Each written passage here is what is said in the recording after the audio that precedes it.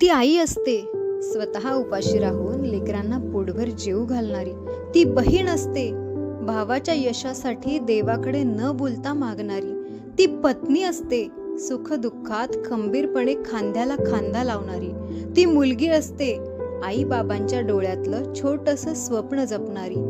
तिच्या डोळ्यात हजार अश्रू असतात, पण ओठावर नेहमी धीराचं हास्य असतं. तिच्या त्यागाची किंमत कुणी मोजू शकत नाही, कारण तिचं प्रेमच अमूल्य असतं. ती रडतेही शांतपणे, लढतेही शांतपणे आणि जिंकतेही शांतपणे, कारण तिच्या मनातच खरी शक्ती असते. 8 मार्च हा फक्त एक दिवस नाही, तो तिच्या संघर्षाचा सन्मान आहे.